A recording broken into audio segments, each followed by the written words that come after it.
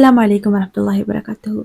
இந்த வீடியோவானது குழந்தை இல்லாமல் இருக்கின்ற, குழந்தையை எதிர்பார்த்து கொண்டிருக்கின்ற, திருமணம் முடித்து பல காலமாக ஆகியும் பல வருடங்களாகியும் இன்னும் ஒரு குழந்தை பாக்கியம் கிடைக்கவில்லையே என்று ஏங்கிக் கொண்டிருக்கின்ற எனது சகோதரிகளுக்கானது, சகோதரர்களுக்கானது. இன்ஃபர்டிலிட்டி, அதாவது குழந்தையின்மை இல்லாட்டி கருவள வீதம்ன்றது ஒரு டைமிங் சார்ந்த பிரச்சனை, இந்த காலத்துக்குரிய பிரச்சனைன்ற மாதிரி.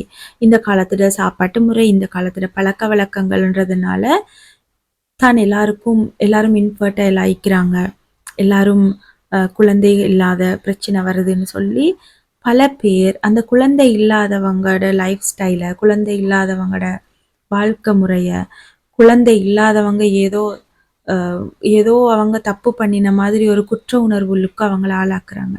நீங்க இப்படி எல்லாம் நீங்க செய்யாததுனாலதான் உங்களுக்கு குழந்தை இல்லைன்னு. அல் குர்ஆன் இந்த குழந்தையின்மை சார்ந்து கதைக்கும் பொழுது அல்லாஹ் தாலா சொல்றான், உங்கள சிலருக்கு ஆண் மக்களை கொடுக்குறான், சிலருக்கு பெண் மக்களை கொடுக்குறான், சிலருக்கு 2 பேரும் கலந்து கொடுக்குறான், சிலவங்களுக்கு புள்ள இல்லாமாக்கி வைக்கிறான்.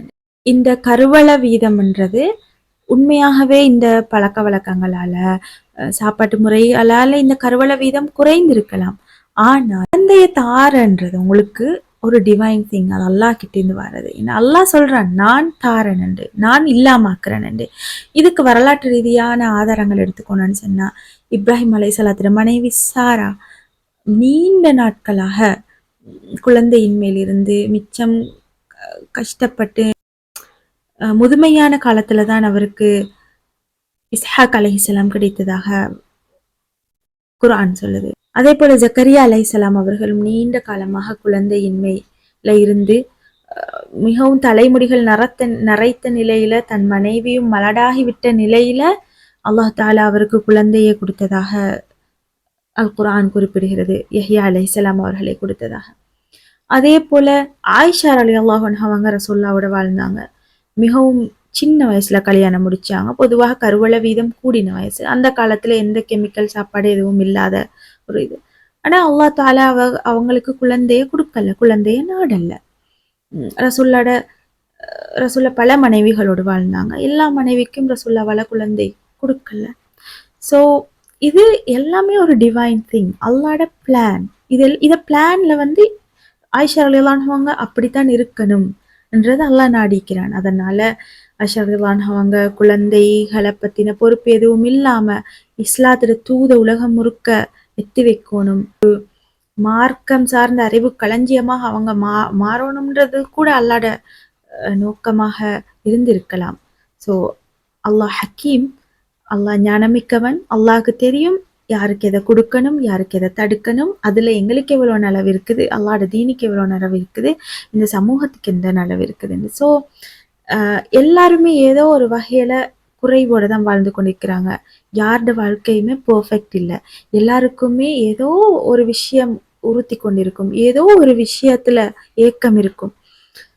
உங்களுக்கு குழந்தை இல்லைன்னா இன்னொருத்தருக்கு இன்னொன்று இல்லை, இன்னொருத்தருக்கு ஆரோக்கியம் இல்லை, இன்னொருத்தருக்கு துணை இல்லை, நல்ல துணை இல்லை, இன்னொருத்தருக்கு நல்ல வீடு இல்லை, இன்னொருத்தருக்கு ஏதோ ஒரு விஷயம் எல்லாருக்கும் எல்லாமே இருந்துராது.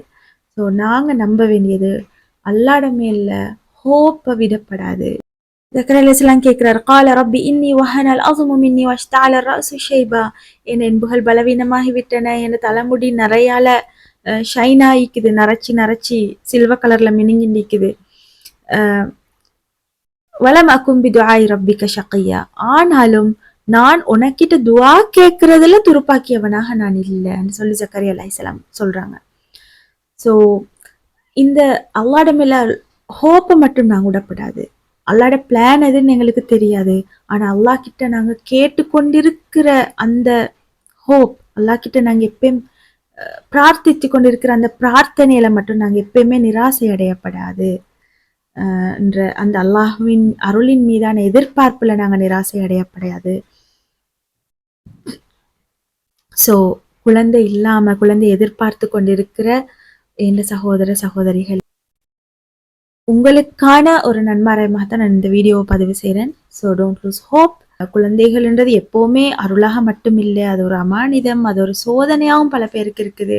ஸோ அந்த சோதனையிலிருந்து நீங்க தப்பிட்டீங்கன்னு நினைங்க. அல்லாஹ் தர நேரம் அதை எடுத்துக்கோங்க. அதுக்கு முந்தி உங்களோட குடும்ப வாழ்க்கைய, உங்களோட பர்சனல் டெவலப்மெண்ட், உங்களோட குடும்ப வாழ்க்கையில உங்களோட 2 பேருக்குமான அந்த உறவை கட்டி எழுப்புறத்துல, உங்களுக்கும் இறைவனுக்குமான உறவை, உங்களுக்கு இந்த உலகத்துக்கு இந்த சமூகத்துக்கு செய்ய வேண்டிய பணியை நீங்க சரியா செஞ்சிட்டீங்களான்றத யோசிங்க.